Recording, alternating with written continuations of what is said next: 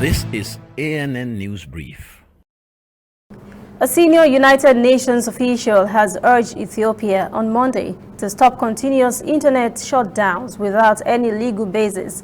Ethiopia's state-owned Ethio Telecom and only internet service provider has cut internet access at least 9 times this year alone without explanation.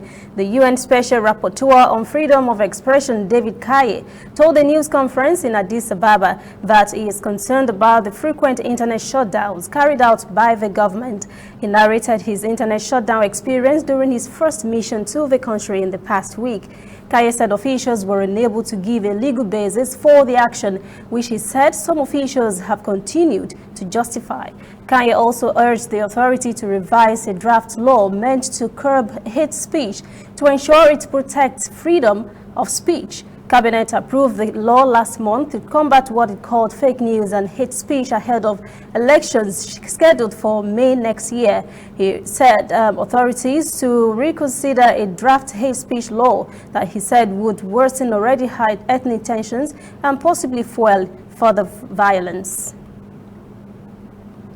In a Twitter post on Monday, Rwanda Development Board has announced that Qatar national carrier Qatar Airways has signed an agreement to take a 60% stake in a new $1.5 billion international airport in the country. The board said the first phase of construction would provide facilities for 7 million passengers a year in the Bugesera district, a few kilometers southeast of the capital, Kigali. The second phase, expected to be completed by 2032, would double capacity to 14 million passengers a year.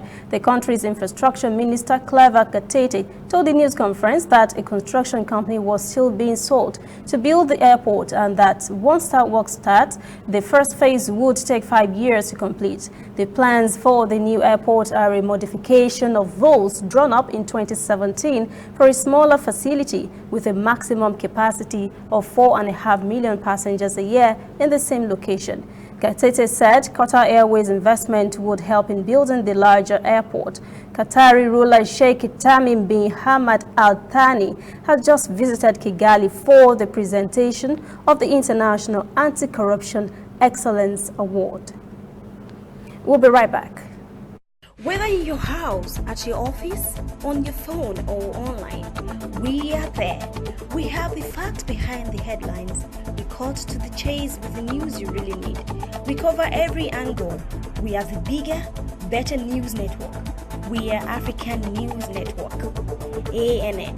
Watch ANN News on MITV from a truly African spirit. Tunisian authorities are seeking to improve the quality of treated water in the country with a pilot project in the country and across the Mediterranean basin. The initiative for the project for non-conventional water reuse in agriculture in Mediterranean countries was launched by Tunisia's Ministry of Agriculture and Water Resources as it seeks to increase the rate of reused treated water from the current 23% to help farmers and households. The non-conventional water resources are used in a number of areas, including irrigation of golf courses and green areas, as well as for the artificial replenishment of water tables and for the irrigation of farmland. That is ANN News Brief at 1. For details on these and other breaking stories, visit our website, annafrica.news. Conversation continues on our social media platforms, Twitter, Instagram, and Facebook at ANN Africa TV. I am Lucy Ademi.